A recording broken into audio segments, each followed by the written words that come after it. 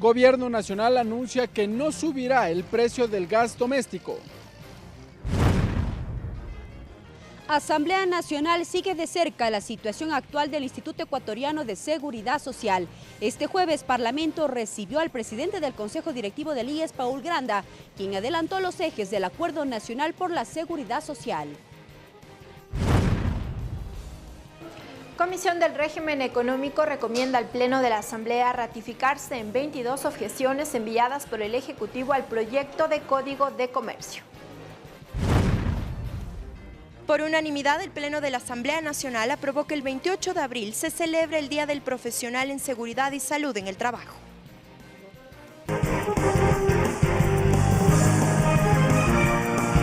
Los medios legislativos presentan TVL Noticias Emisión Estelar con Belkis Sánchez.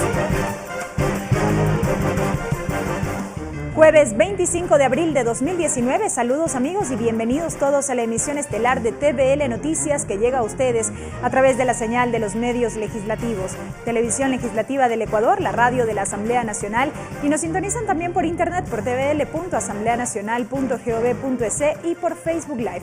Enseguida el desarrollo de la información.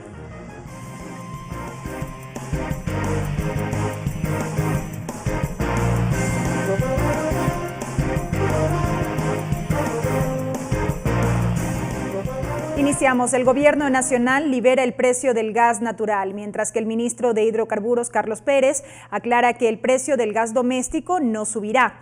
Los decretos ejecutivos fueron conocidos la noche de este miércoles. El Gobierno Nacional liberó los precios del gas natural licuado y gas natural comprimido. Sin embargo, el precio del gas licuado de petróleo o doméstico no será modificado. El ministro de Hidrocarburos, Carlos Pérez García, aclaró el alcance del decreto ejecutivo 724, suscrito la noche del 24 de abril de este año. El gas de uso doméstico, que viene normalmente en las bombonas de 15 kilos, no sufrirá ningún cambio. Eso es un compromiso del presidente Moreno. La medida de liberación significa que los costos serán regulados por las variaciones del mercado y está dirigida al gas de uso principalmente industrial y de generación eléctrica. El gas natural, que contaba con un precio fijo, es empleado en gran medida por las empresas que trabajan con cerámica. De tal manera de que si hay un exceso en la utilización de gas, ya ese exceso tendrá que pasar al precio liberado. Nosotros mantendremos los precios dentro de los cupos, que serán básicamente los cupos que hasta hoy se ha venido utilizando por parte de esas instituciones. En su disposición transitoria única, el decreto señala que Petroecuador seguirá ejerciendo su facultad para calcular los precios de los derivados solo por un plazo de 90 días contados a partir de la vigencia del decreto. Es simplemente una decisión interna nuestra para tener un mayor control del despacho y fijación de precios de los combustibles. Entre tanto que desde la Asamblea Nacional hubo reacciones a la decisión gubernamental. El costo de esto siempre será transferido al consumidor. Entonces, me parece que es una medida que no ha sido tan analizada, y creo que tiene que ser reflexionada sobre eso. Según el gobierno central, la decisión de liberalizar el precio del gas no obedece a la carta de intención suscrita con el Fondo Monetario Internacional. Ricardo Bravo, TVL Noticias. En la Asamblea Nacional están a la espera del proyecto de ley denominado de Fomento Productivo 2. Esto tras la reunión que mantuvo el Gabinete Sectorial Económico y Productivo este 24 de abril. Los legisladores mostraron sus criterios frente a una posible reforma laboral que se incluiría dentro de este nuevo proyecto. La carta de intención que Ecuador firmó con el Fondo Monetario Internacional en marzo pasado establece que nuestro país debe efectuar reformas en materia laboral. Y los ejes en los que se basarían dichos cambios tienen que ver con nuevos contratos que permitan la participación de jóvenes y mujeres en el mercado laboral, incremento del periodo de prueba y reducción de costos de contratación y despidos. Estos cambios estarían dentro de la nueva ley de fomento productivo que prepara el régimen. El asambleísta Eddie Peñafiel se mantiene en la expectativa por el envío del documento legislativo. Y yo creo que tendríamos que analizarla qué trasfondo tiene esto, cuáles serían sus ventajas y sus desventajas, y luego después de ello poder tomar una decisión. El último miércoles el Frente Económico se reunió para analizar la situación. Desde el gobierno nacional no se descarta analizar las nuevas desvinculaciones que esta decisión podría generar.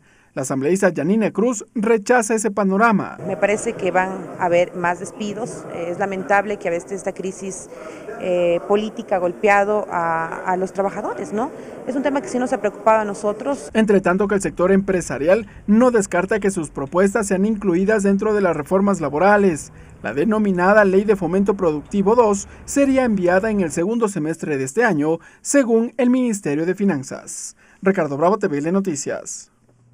Y mediante decreto ejecutivo número 725, el presidente de la República, Lenín Moreno, designó a José Leopoldo Quirós Rumbea como el nuevo director general de la Unidad de Análisis Financiero y Económico UAFE y dio por terminado el encargo hecho a Edwin René Aguilar Garnica. Este encargo se dio luego que el jefe de Estado aceptó la renuncia de Diana Salazar Méndez debido a que fue seleccionada por el Consejo de Participación Ciudadana y Control Social Transitorio como la nueva fiscal general del Estado. Salazar fue posesionada como nueva ministra fiscal el pasado 8 de abril y permanecerá en ese cargo por los próximos 6 años.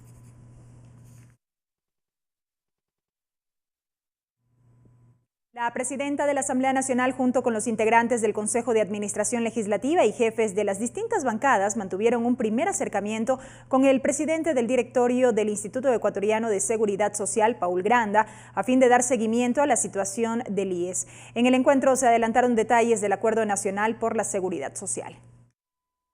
La situación que actualmente enfrenta el Instituto Ecuatoriano de Seguridad Social fue el eje de análisis entre la Asamblea Nacional y Paul Granda, presidente del Consejo Directivo del IES.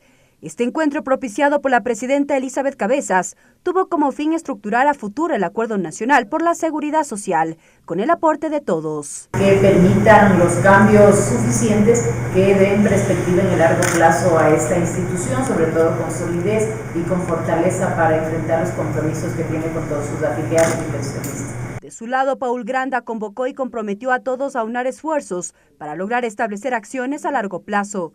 Destacó los aspectos que impulsan el Acuerdo Nacional. Esperamos que efectivamente ese acuerdo ya nos dé un pitazo inicial, por ejemplo en términos deportivos y futbolísticos, el pitazo inicial, para que podamos ir entregando información y ir estableciendo ya los acuerdos en materia de la seguridad social. Los legisladores, representantes de sus bancadas, también expusieron sus dudas y a su vez solicitaron información de la situación real del IES. Nosotros hemos pedido que tiene que haber y transparentarse toda la información. Hay algunos bienes que él nos ha comentado de que actualmente están abandonados, que no les generan ninguna rentabilidad al seguro. Su preocupación y la preocupación de todos es saber qué va a pasar a futuro con el IES. Hay un aumento en estos últimos 5 años del personal. Entre los consensos ya alcanzados por el IES, los jubilados se reunirán una vez al mes al fin de conocer cómo avanza la situación de la seguridad social. Además, este organismo tiene pendiente reunirse con el sector empresarial. Mariela Logroño, TVL Noticias. La renovación de autoridades legislativas sigue en discusión al interior de la Asamblea Nacional. Las bancadas buscan el perfil de sus candidatos.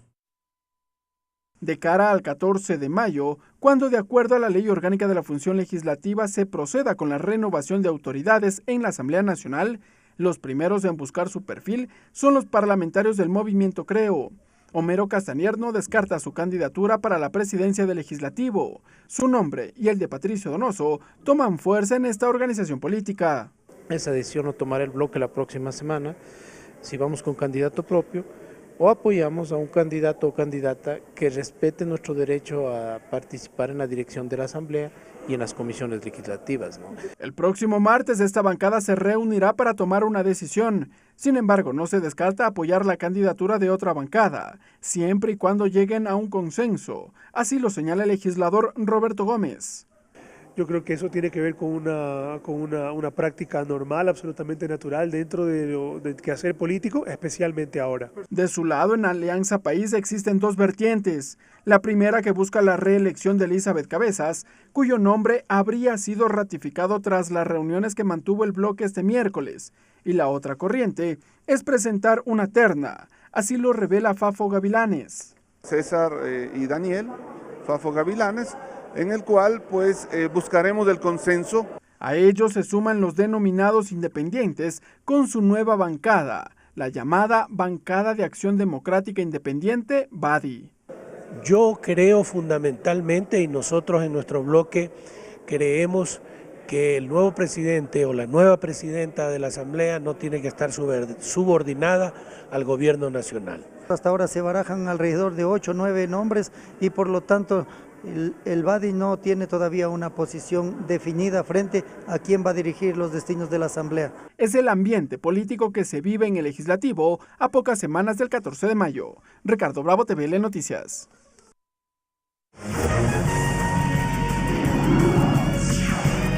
Entrevista.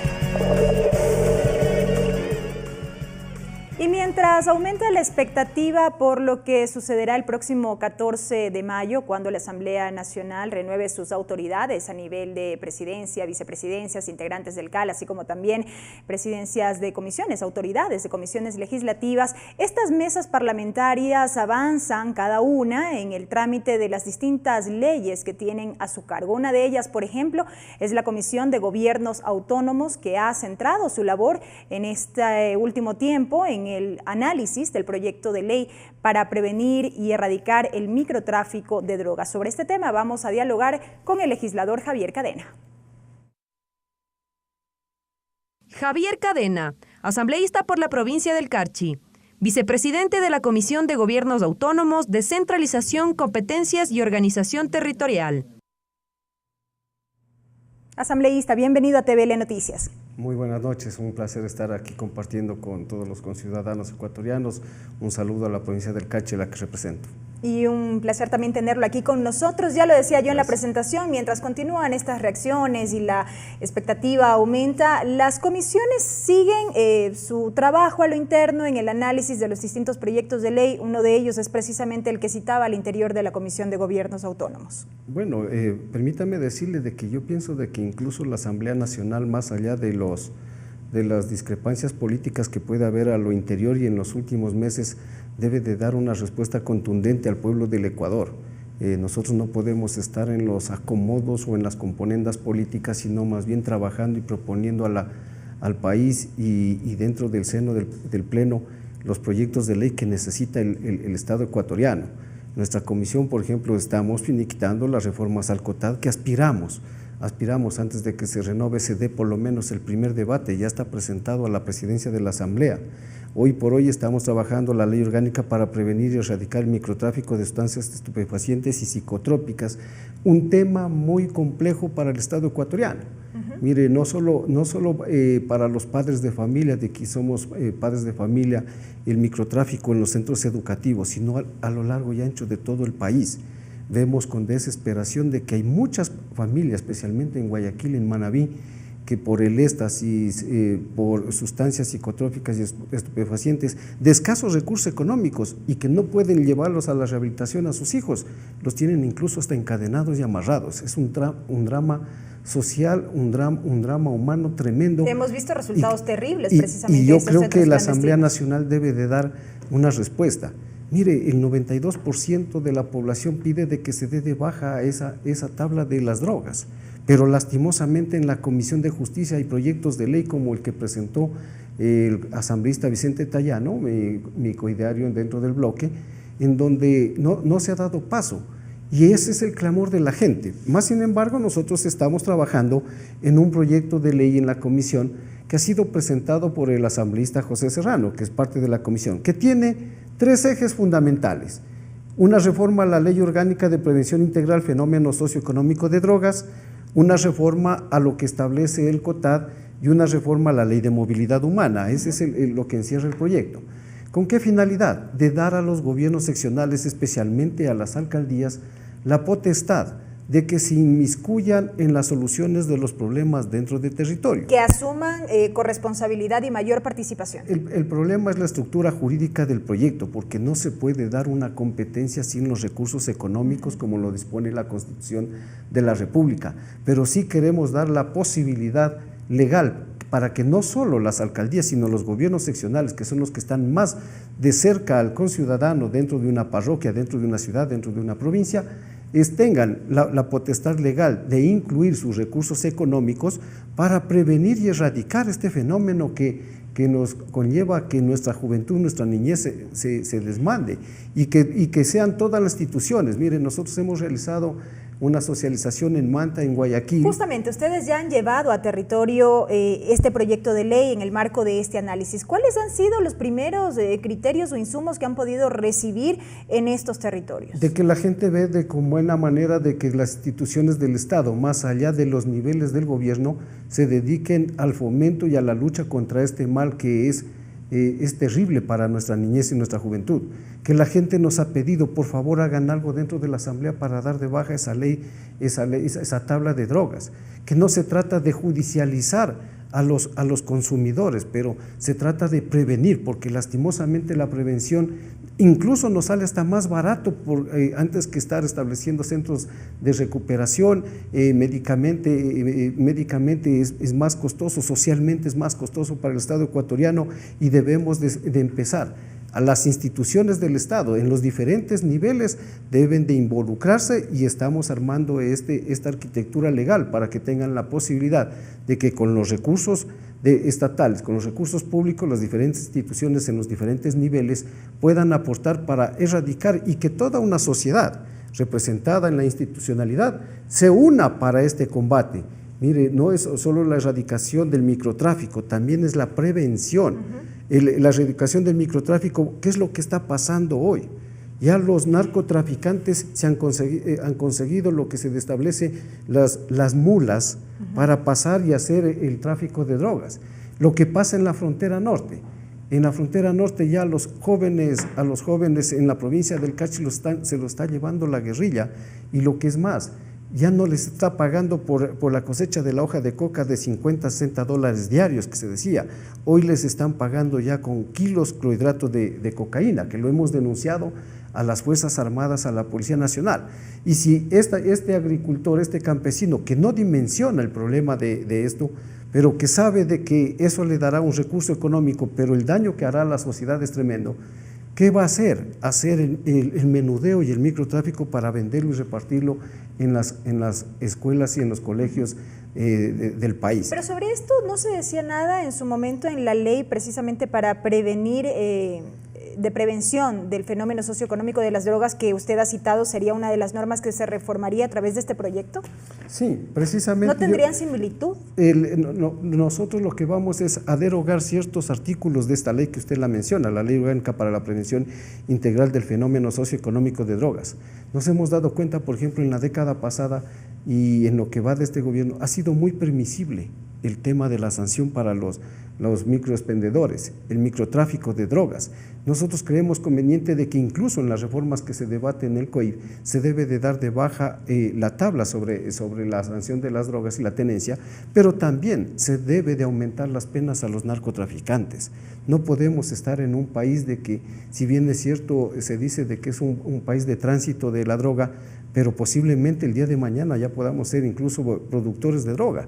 Estamos ante dos países como Perú y Colombia que tienen sembríos significantes de cultivo de droga, y el país no puede estar cruzado de brazos, y yo pienso de que la Asamblea Nacional debe de articular un mecanismo legal de sanción a estas personas inescrupulosas que quieren dañar especialmente a nuestros niños y a nuestros jóvenes. En cuanto al COTAD asambleísta, que sería otra norma a reformar y ya vinculado estrictamente a lo que tiene que ver con los gobiernos locales, ¿qué es lo que se plantea? Mire, se está planteando, por ejemplo, de que sean los gobiernos seccionales, especialmente las alcaldías, las que lleven un tema. La alcaldía, dentro de las competencias que tiene, dice, elaborará el desarrollo socioeconómico de la localidad o de su cantón.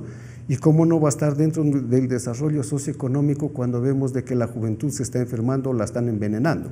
Y por eso es de que se está planteando de que se conforme en el comité interinstitucional, sean los alcaldes los que manejen y presidan estos comités, sean los gobiernos seccionales los que orienten una política pública para con los diferentes establecimientos educativos, Ministerio de Educación, Ministerio de Salud, Ministerio del Interior, se establezca una política pública de acuerdo a los problemas locales de cada circunscripción. De igual forma, que, así como lo dice el COTAD, que se asignarán el 10% para grupos vulnerables en cada circunscripción territorial, se ponga por lo menos el 1% de cada uno de los presupuestos.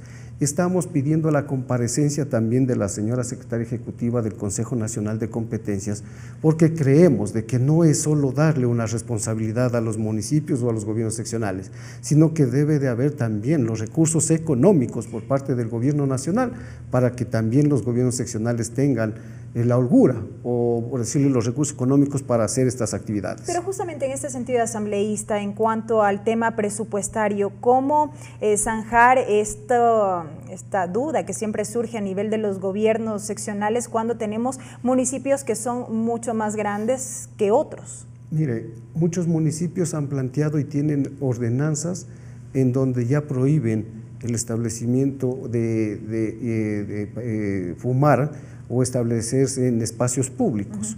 Eso es un problema que se lo debe de analizar muy conscientemente. Han llegado expertos a decir, bueno, si no fuma, los parques se han convertido en sitios delincuenciales porque se ve drogadicción, se ve expendio de estas sustancias que todo conlleva un delito. Pero ¿qué es lo que pasa con esa gente que está enferma? Debe el Estado ecuatoriano rehabilitar, porque la adicción no es un vicio, es una enfermedad. Es una enfermedad y hemos visto lo calamitoso que ha sido para los centros de recuperación, los accidentes que han existido. Entonces, las municipalidades tienen esa prohibición, en algunos municipios del país han puesto esa prohibición, pero hasta ahí no más llega. No pueden tener ellos la potestad de decir establezcamos centros de salud para la recuperación. Y por eso es de que dice, la salud es una política que regenta el gobierno nacional a través del Ministerio de Salud Pública. Pero ¿cuánta plata ha puesto el Ministerio de Salud? Vemos que los hospitales lastimosamente no tienen ni el personal ni la medicina. ¿Qué es lo que está pasando? Estamos en una circunstancia económica tremenda, pero yo creo que el Estado ecuatoriano debe de establecer responsabilidades y directrices. Los presupuestos económicos para situaciones de desarrollo social no pueden limitarse y tampoco se puede coartar a las instituciones para el combate de estos problemas sociales que pueden ser más peligrosos el día de mañana. Mire, aquí hemos visto, se han tomado medidas económicas, hoy mismo se habla de la liberación del precio del gas natural, se habla de una nueva ley de desarrollo productivo que de desarrollo no tiene nada ni siquiera con la primera, y de que estamos endeudándonos con el Fondo Monetario Internacional. Yo creo que el gobierno nacional debe de transparentar la parte fiscal y la parte económica, porque la mayoría de los conciudadanos ecuatorianos y como legisladores no entendemos a dónde va el país, porque por un lado nos hablan de ajustes, aprietos, endeudamiento, corrupción, pero por otro lado estamos sin recuperar capitales, sin ser sancionatorios, sin establecer políticas reales en ese sentido, y para eso creo que necesitamos la explicación correspondiente. Por nuestra parte, estamos legislando para tener el instrumento jurídico. Y ojo, mire, parece que estamos ya un poco cansados de tantas leyes y nada de actividad. Hay, como sabe decir un dicho, mucha bulla y pocas nueces. Yo pertenezco a la provincia del Carchi. Establecimos y desarrollamos y aprobamos la ley de desarrollo fronterizo. Hasta ahora el presidente no hace el reglamento y no se ve un tan solo centavo ni una mejora para las provincias. ¿Han tenido algún acercamiento precisamente para que se pueda ocurrir? Tenemos acercamientos, pero lo que está ganando es tiempo el gobierno nacional. Ya un año que ha pasado no se puso en el presupuesto de este año y no tenemos ninguna ventaja. Mire, se habla sobre la seguridad fronteriza, la seguridad del Estado. Hay un llamado a la Comisión de Soberanía de la Asamblea Nacional. Ya un año que presentó el ministro de Defensa ese proyecto que es muy importante, especialmente para la seguridad y la soberanía del país. Hoy vemos que, al menos en las provincias fronterizas, alarmante la minería ilegal, los grupos subversivos, pero que las Fuerzas Armadas, la Policía Nacional, el Estado ecuatoriano necesita articular esquemas legales que le permitan. Mire, me decían, mire, tienen miedo las Fuerzas Armadas de actuar la policía porque si actúan hoy con la famosa libertad de defender los derechos humanos, están con órdenes de prisión, están encarcelados, no tienen defensa jurídica. Entonces yo pienso de que hay que dar la potestad y devolverle la institucionalidad al Ecuador para que se actúe concretamente en estos temas muy álgidos para nuestra patria. Asambleísta Cadena, muchísimas gracias por habernos acompañado con estos criterios. El asambleísta Javier Cadena, asambleísta por Carchi, a propósito del análisis al interior de la Comisión de Gobiernos Autónomos en torno al proyecto de ley para prevenir el microtráfico de drogas. Continuamos con TVL Noticias Emisión Estelar. Seguimos con más noticias, amigos. Gracias por acompañarnos. El 28 de abril de cada año se celebrará el Día Nacional del Profesional Ecuatoriano en Seguridad y Salud en el Trabajo. Así lo aprobó el Pleno de la Asamblea Nacional por unanimidad. El Parlamento además exhortó al presidente de la República, Lenín Moreno, para que declare en emergencia las vías de la provincia de Sucumbíos. A continuación, un resumen de la sesión número 590. El asambleísta Raúl Tello es el proponente de la declaratoria para que el 28 de abril se celebre el Día Nacional del Profesional de Seguridad y Salud en el Trabajo, para que Ecuador se una a la cruzada en la Organización Mundial del Trabajo en reconocimiento de los derechos de los trabajadores. Él explicó las razones. Porque de manera recurrente miramos en las noticias cómo trabajadores ecuatorianos pierden la vida en el ejercicio de sus tareas diarias. Sobre el mismo tema, en Comisión General se recibió a Franz Paul Guzmán, presidente de la Asociación de Profesionales de la Seguridad y Salud del Ecuador. Guzmán dijo que se registran más de 19.000 accidentes y enfermedades producto del trabajo. Pues se calcula que en el mundo cada día mueren 1.000 personas debido a accidentes de trabajo. Otras 6.500 personas fallecen por enfermedades profesionales. Con 94 votos afirmativos, el Pleno aprobó esta iniciativa, que cuenta con 2 puntos. El primero, declarar al 28 de abril como este día. Y el segundo punto, exhortar al presidente de la República y al Ministerio de Educación para que se coloque en la malla curricular la asignatura de Seguridad y Salud en el Trabajo como eje transversal.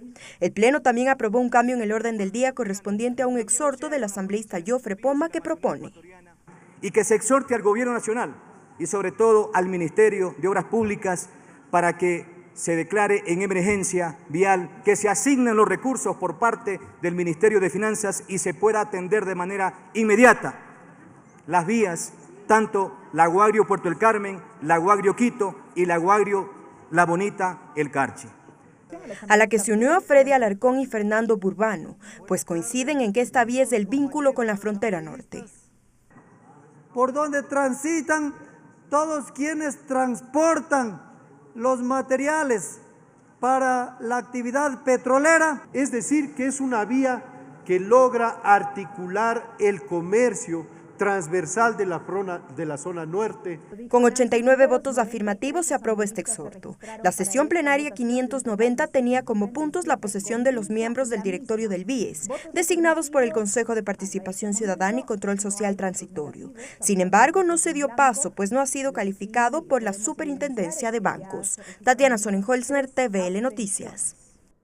La Comisión del Régimen Económico recomienda al Pleno allanarse en 113 objeciones que formuló el Ejecutivo al proyecto de Código de Comercio y ratificarse en 22 textos inicialmente aprobados. Hubo temas que generaron debate al interior de la mesa y que deberán resolverse tras su discusión. De las 135 objeciones remitidas por el Ejecutivo al proyecto de Código de Comercio, la Comisión del Régimen Económico recomienda al Pleno ratificar el texto de 22 artículos aprobados por la Asamblea y allanarse en 113 artículos. Hay incluso palabras en que es una letra que eventualmente le puede cambiar el sentido a la palabra y que son objeciones que las estamos tomando en cuenta. Uno de los artículos en los que sugieren se ratifique en el texto original tiene que ver con los débitos bancarios o cobros automáticos de una cuenta electrónica. Los legisladores insisten en que en estos casos la aceptación expresa debe confirmarse mediante un canal electrónico. Sin embargo, hubo discrepancias. Es decir, puede ser un correo electrónico, puede ser un mensaje de WhatsApp, puede ser un mensaje de SMS. Es decir, lo importante es que haya la constancia. ¿Para qué nos sirve esto? Para poder evitar una serie de abusos que se dan cotidianamente. Pero las actividades comerciales van más allá de los temas que tienen que ver con el sistema financiero y con la banca. Entonces, en el Código Monetario y Financiero ya regulamos y dejamos expresamente definido eso. El Código de Comercio debe ser mucho más amplio. Otro de los temas que generó polémica tiene que ver con la facturación electrónica, la desmaterialización de facturas y la creación de una base de datos que lleve el respectivo registro. Que la plataforma del SRI no debe ser para negociación de facturas. Entre las facultades, entre las competencias naturales del SRI se encuentra verificar que las facturas electrónicas sean válidas, sean legítimas, pero de ahí a hacer una plataforma de negociación de las facturas, me parece que es una competencia que no es propia del SRI y además del SRI tampoco tiene los medios para hacer esta plataforma. Por ello, los legisladores resolvieron allanarse a los cambios del Ejecutivo y en lo posterior trabajarán en un proyecto de reformas para establecer que sea el Banco Central quien se encargue de llevar la base de datos, pues la institución tiene avanzado un sistema al respecto. El documento deberá ser conocido y aprobado en el Pleno y en lo posterior remitido al registro oficial para su publicación. Lorena Espinosa, TVL Noticias. Como parte del seguimiento a los informes de la Comisión AMPETRA, la Comisión Ocasional de Niñez recibió los avances desde el Consejo de la Judicatura. El organismo reveló datos sobre cómo la justicia ha avanzado en la investigación de los casos de abuso a menores en planteles educativos, academias de ballet y la Iglesia Católica. El seguimiento a los informes de la Comisión Ocasional AMPETRA inició con el Consejo de la Judicatura. Ahí la entidad reveló datos de cómo la justicia ha cumplido con varios de los casos denunciados. Academia Aeronáutica Militar Pedro Traversari. El sentenciado José N. recibió 3 sentencias condenatorias por el delito de atentado al pudor. Unidad Educativa Comunitaria Intercultural Bilingüe Mushuk Pacari. Se presentó solo una denuncia. Se ratificó la inocencia del docente. Unidad Educativa Réplica Aguirre Abad.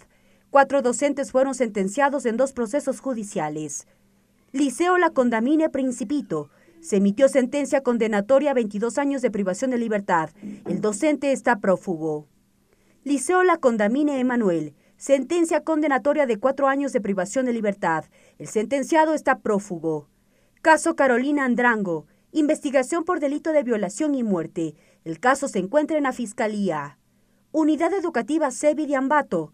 La Defensoría del Pueblo presentó acción de protección. Está en sala de admisión de la Corte Constitucional. Colegio Kinder y Prekinder Sebi Guayaquil. Por no haberse cumplido con el pago de reparación integral a las víctimas, la Fiscalía investiga el caso. Academia de Ballet Guadalupe Chávez. La Fiscalía no ha formulado cargos.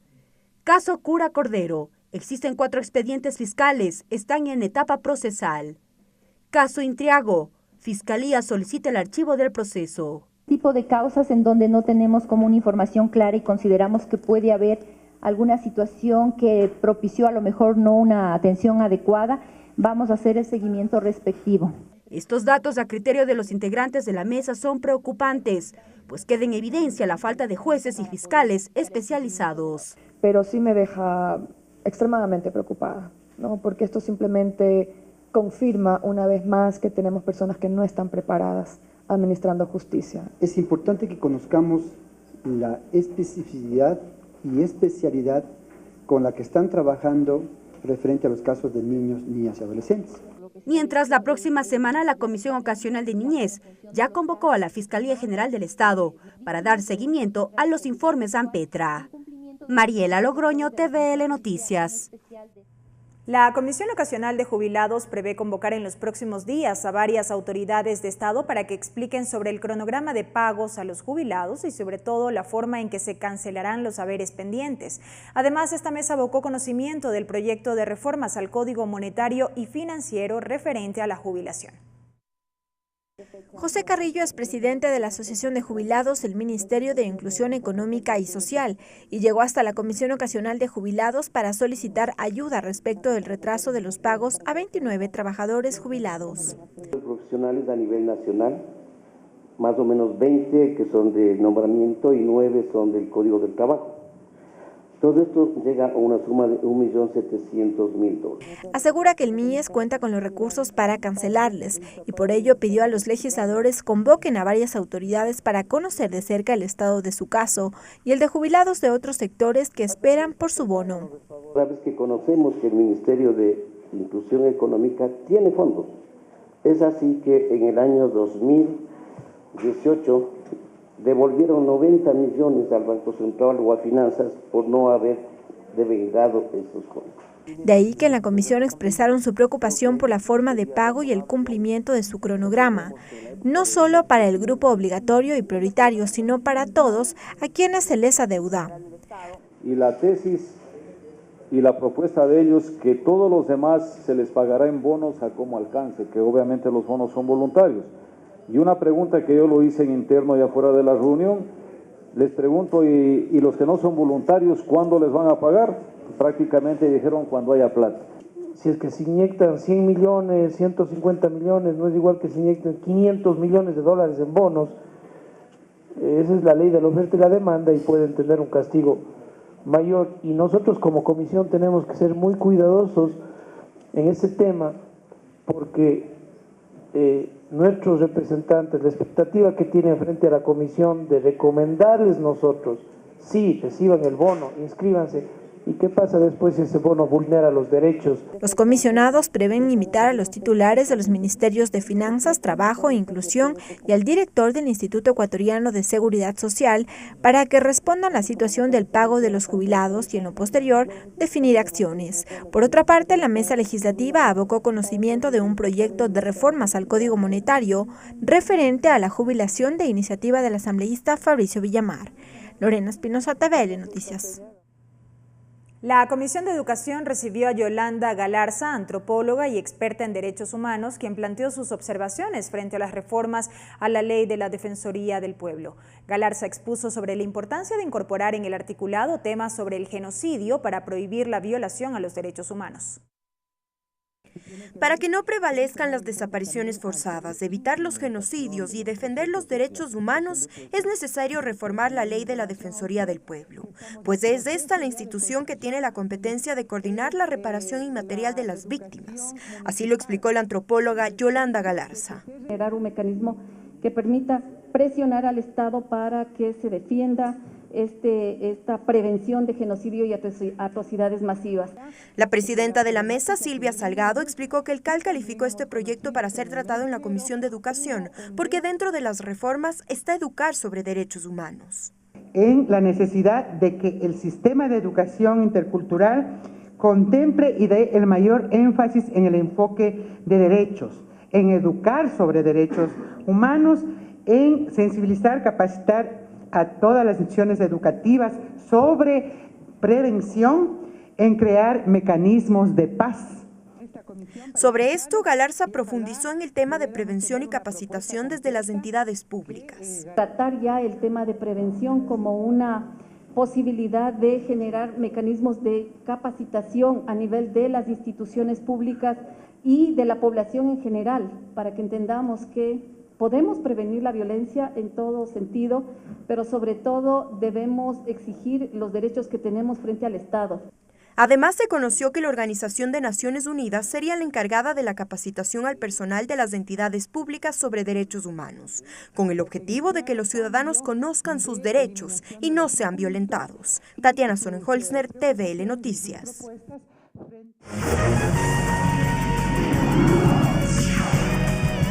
Entrevista. Y tal y como lo informamos esta semana, amigos, en este espacio de noticias, luego que la Comisión de Fiscalización y Control Político de la Asamblea Nacional calificara a trámite el pedido de juicio político en contra de la ex canciller de la República, María Fernanda Espinosa, hay expectativa por el tratamiento que esta mesa parlamentaria dé a este proceso. Para la próxima semana se prevén ya el inicio de las comparecencias respectivas en función de aquellas personas a las que cite esta comisión para el efecto. Vamos a dialogar con uno de los proponentes de este pedido de juicio político, el asambleísta Byron Zuquilanda. Byron Zuquilanda, asambleísta por Estados Unidos y Canadá, integrante de la Comisión de Participación Ciudadana y Control Social.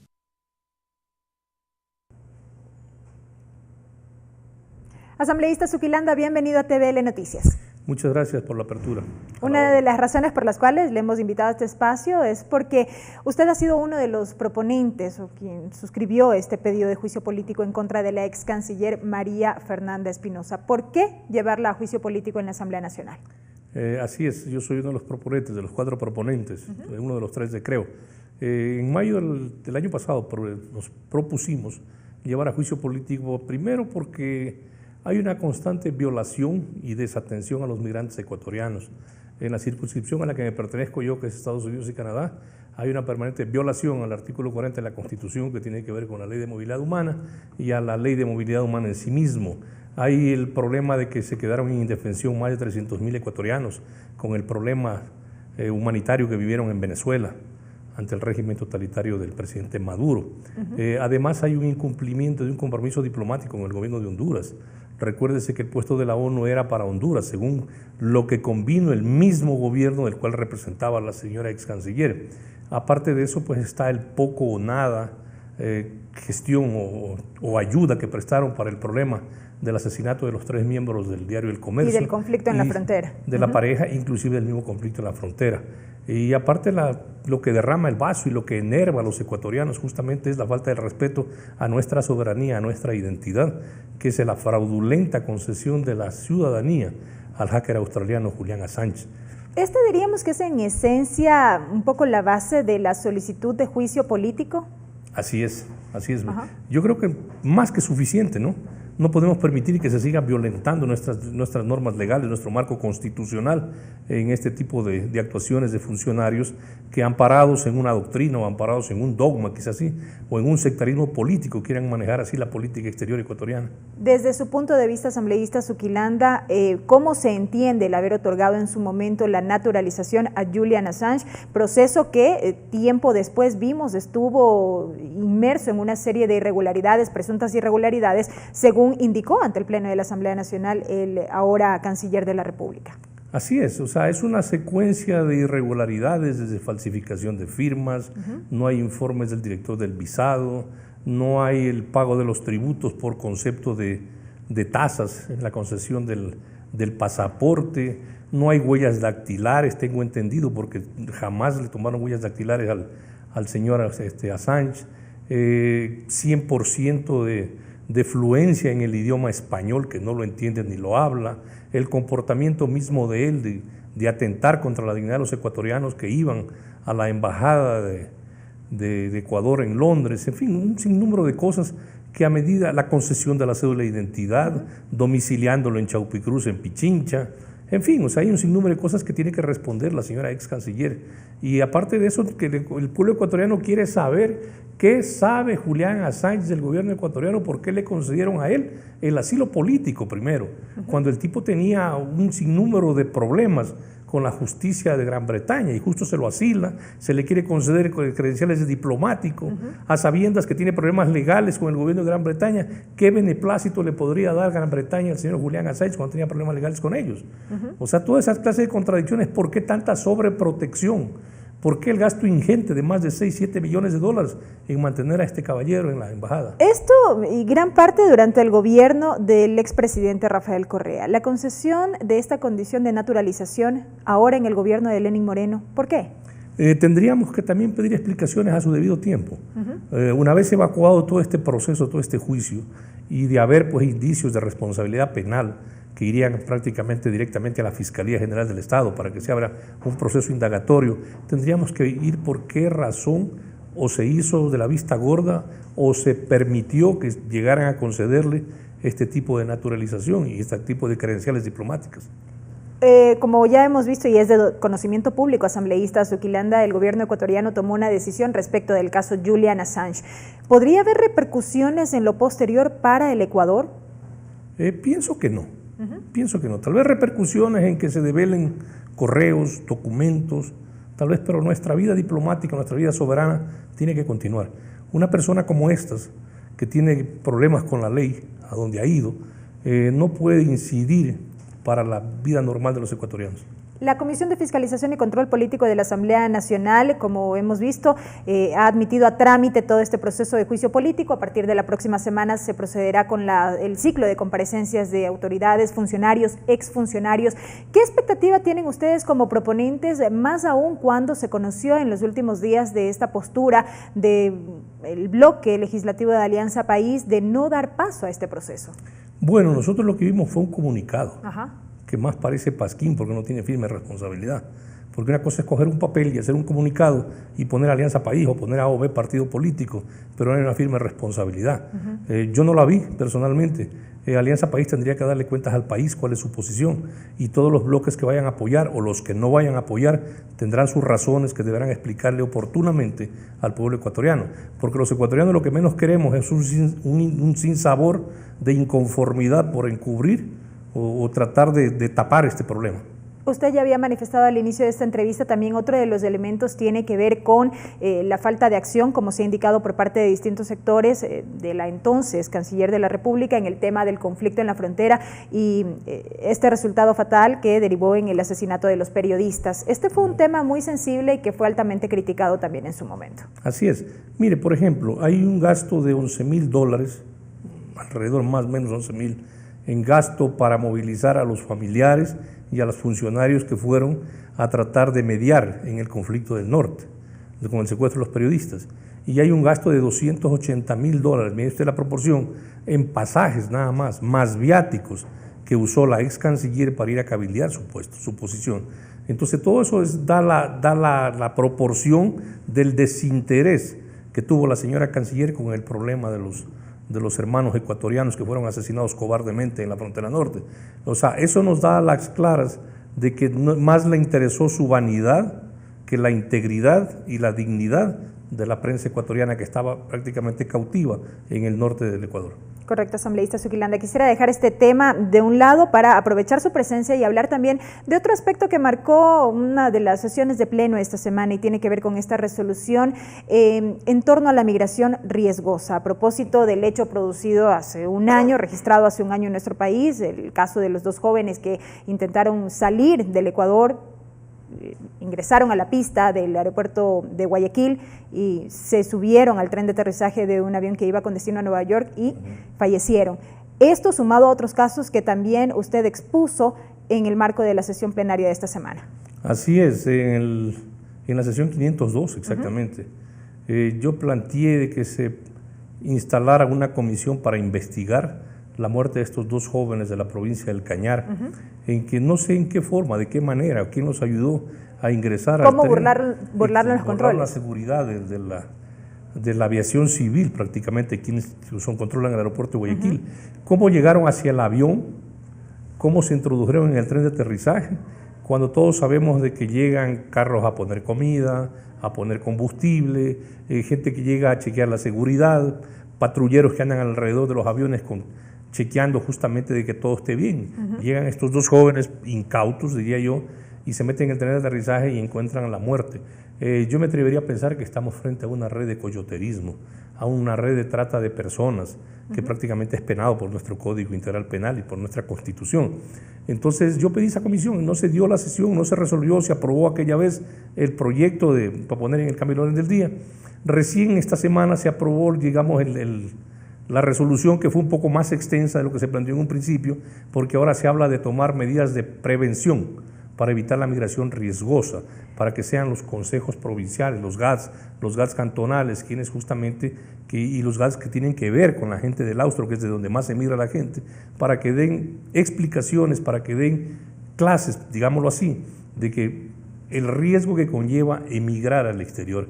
Recién tenemos el caso de 12 lojanos y de gente del Chimborazo que al cruzar el río Bravo en la frontera de Estados Unidos y México perdió la vida, otros están desaparecidos. Se presume que una banda narcoterrorista los ha secuestrado, otros dicen que encontraron cadáveres ahogados. Tenemos que llegar al fondo del asunto. Conozco extraoficialmente de una agencia de viajes, que es la que les vendió los pasajes en una ruta poco usual para irse al norte. Se están yendo por la frontera sur, ingresan a Perú, se van hasta Lima y de Lima vuelan a Cancún o vuelan a la Ciudad de México y de ahí tratan de pasar la frontera con Estados Unidos. Entonces eso tenemos que evitar definitivamente. O sea, no obstante, asambleísta Zuquilanda, durante el debate de esta propuesta hubo legisladores que manifestaron que las autoridades tienen claras cuáles son sus funciones, lo que deben hacer en este sentido. En el caso de los jóvenes que fallecieron en Guayaquil ha transcurrido un año, las investigaciones se llevaron adelante por parte de la Fiscalía General del Estado y se cuestionaba cuán oportuno podía ser la aprobación de este proyecto de resolución en estos términos cuando se insta a las autoridades prácticamente a hacer lo que son sus funciones. Claro, o sea, que vengan a decirnos qué pasó, porque hay un sinnúmero de casos que han quedado en la impunidad. otro sinnúmero de cosas que se da la sensación de que se estén cubriendo. Por ejemplo, ya ha pasado más de un año, se sobreentiende que ya el proceso indagatorio de la Fiscalía se acabó, entonces tienen que venir a darnos a conocer qué pasó. O sea, los ecuatorianos tenemos que saber, para que nuestros hermanos ecuatorianos tomen la prevención de saber quiénes están inmersos en esto, ¿no? Hay un informe, tengo entendido ya, de la Dirección de Aviación Civil, que también tenemos que conocernos. Aquí los eventos pasan, simplemente los dejamos pasar el tiempo, el uno tapa al otro, el otro al otro y el otro al otro. O sea, tenemos la muerte del general Gabela, tenemos la muerte de Valdivieso, tenemos el caso de los de Luluncoto, tenemos el abuso a los indígenas de Saraguro, tenemos la muerte de líderes indígenas como Tendenza, tenemos un sinnúmero de cosas que los ecuatorianos queremos saber qué pasó, qué sucedió. Entonces la justicia está bien, la justicia entra a hacer su trabajo, pero ahí hay alguien inmerso que le pone pies de plomo a las investigaciones para que no caminen posiblemente, o para no llegar a la punta del ovillo y saber definitivamente y poder sentar un precedente de justicia. Y eso es lo que los ecuatorianos queremos saber, no sabemos qué pasó. Mire, yo propuse eso hace un año, ha pasado otro año y tenemos otra vez otro caso. Tenemos casos de gente que son deportados, tenemos gente ecuatoriana que está detenida. ¿Cuáles pueden ser estas acciones concretas precisamente para frenar esto que usted señala? Porque si bien se aprueban resoluciones, se llama a las autoridades, se conoce de la información y de ahí en más qué. Ya, mire, yo presenté una reforma al Código Integral Penal para endurecer las sanciones a quienes tengan que ver con el trato de personas y con el coyoterismo. O sea, si es posible duplicar la pena para que la gente tenga el escarmiento o el temor a no cometer este tipo de ilícitos porque van a ser sancionados severamente. Entonces queremos saber los culpables, quiénes son. Y hasta ahora no tenemos ningún resultado, ha pasado un año. Y desde su posición o su mirada como representante de los migrantes en el exterior aquí en la Asamblea Nacional Asambleísta, acciones concretas en torno a la migración riesgosa precisamente con miras a prevenirla, ¿cuáles, Mire, por ejemplo? Hay un sinnúmero de instituciones, llamémoslo así, que son manejadas por el Viceministerio de Movilidad Humana, por la Cancillería, que solo son membrete. Las medidas que se han tomado en favor de los migrantes, que son restrictivas, también son membrete. O sea, tenemos bonitos planes, tenemos bonitas ofertas. Yo me acuerdo que un expresidente decía, los espero con los brazos abiertos, y aquí no pasaba nada. Se habló de planes retornos, se habló de ayudas, de inversiones, y no pasa nada. O sea, no hay la ayuda para el migrante ecuatoriano. Acuérdense que tenemos dos clases de migrantes. El uno que se va, que se queda, pero que quiere invertir. El otro que se va, hace lo que tiene que hacer su dinero y se regresa a volver a vivir al Ecuador. Fortalecimiento de políticas públicas, entonces. Exacto. Entonces, falta la seguridad del marco legal, falta un marco, digamos, de reactivación o incentivo económico, falta la reinserción de los jóvenes ecuatorianos que vienen estudiando en los Estados Unidos. Aquí, por ejemplo, hay algo que asusta a los padres de familia de los migrantes que quieren retornar con sus hijos jóvenes, cuando oyen decir hay una tabla para el consumo de drogas. Entonces, prácticamente los que no lo han analizado a fondo, a los cuales no se les ha socializado el asunto, no quieren venir al Ecuador. Cuando hablan de que hay un crimen y que no se esclarece, cuando hablan de que hay inseguridad pública, no quieren venir. O sea, nadie va donde están matando, nadie va donde hay inseguridad. Entonces, eso es lo que ha pasado. O sea, falta de garantías para poder retornar al migrante ecuatoriano. Usted ha hablado de fortalecimiento del marco legal. Con esto, asambleísta, brevemente, la pertinencia de reformar la Ley de Movilidad Humana, entre otras leyes. O sea, la Ley de Movilidad Humana le hemos planteado un sinnúmero de reformas. Lamentablemente es el trámite, lamentablemente es el tortuguismo con el cual se manejan los proyectos de ley. O sea, si nosotros los ecuatorianos hiciéramos a un lado el asunto político para dedicarnos a la esencia medular de lo que son las políticas verdaderas para beneficiar a la comunidad, estaríamos siendo una potencia en Sudamérica definitivamente. Volver la mirada al cumplimiento de la agenda legislativa. A la agenda legislativa, a devolverle el prestigio, la independencia a los poderes del Estado, quizás chequear y volver al marco legal anterior que había administrativo, los tres poderes. Hay exceso de oficinas, aquí hay nombres rimbombantes, aquí no se sabe quién es quién resuelve qué. O sea, aquí hay que venir a estudiar, creo que 3, 4 años, para aprenderse la actual estructura del Estado. La Constitución que se la hizo, que dijeron que era en piedra 300 años y que nadie la va a cambiar, ha sido manipulada, mañosamente acordada de acuerdo a la imagen y semejanza de quienes quieren beneficiarse con aquello. Entonces eso es lo que nos pasa. Quienes venimos del exterior, mi caso, 30 años viviendo fuera del país, que miro en forma globalizada el asunto político, en mí no prima el sectarismo, en mí no prima, digamos, los dogmas políticos, en mí lo que prima es el interés comunitario. Yo quisiera políticas de Estado, no de gobierno, que no sea visceral a la autoridad que llega de turno. Cuando nosotros tengamos eso en el país, nosotros vamos a ser una potencia, como lo digo siempre, económica, porque tenemos recursos humanos, naturales, que digamos son envidiables en cualquier otro país del mundo. Legislador, gracias por habernos acompañado. La presencia del asambleísta Byron Zuquilanda en nuestro segmento de entrevistas.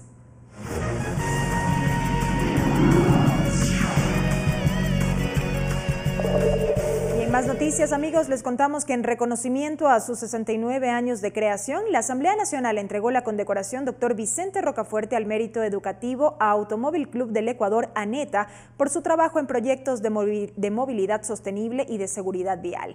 En el acto se destacó el tratamiento de un proyecto de ley de iniciativa de ANETA que será tratado en la Comisión de Desarrollo Económico. La Asamblea Nacional entregó la condecoración Dr. Vicente Rocafuerte al mérito educativo que distinguirá el pabellón institucional Automóvil Club del Ecuador ANETA en conmemoración de su 69º aniversario de actividades. La titular del Legislativo, Elizabeth Cabezas, reconoció la labor de cientos de trabajadores que forman parte de programas sociales en la búsqueda de prevenir incidentes en las vías. Añadió como desde la Asamblea el eje vial es el objetivo a largo plazo. Sino por ese compromiso que asumió con la sociedad desde el ámbito de la educación, entendiendo que esa era la columna vertebral para ir cambiando y mejorando una cultura vial que todavía deja mucho que desear y que cada fin de semana lo que vemos son titulares en los medios que simplemente ya a veces ni siquiera nos asombran. De su lado, el gerente general de ANETA, Gorky Obando, reconoció el trabajo de 700 colaboradores en proyectos específicos de educación y seguridad. Aprovechó la oportunidad para solicitar a la Asamblea el tratamiento del proyecto de ley para impulsar mecanismos de movilización sostenible. Hoy por hoy el Ecuador tiene una capacidad energética que en los momentos actuales podría permitir y podría suplir este gasto ingente a través de la utilización de vehículos eléctricos. El Automóvil Club del Ecuador ANETA es una entidad privada sin ánimo de lucro y de servicio a la comunidad. Fue fundado el 13 de febrero de 1950. Mariela Logroño, TVL Noticias. Y así ponemos punto final a la emisión estelar de TVL Noticias. Amigos, gracias por habernos acompañado. Que tengan una buena noche. Los medios legislativos presentaron TVL Noticias, emisión estelar.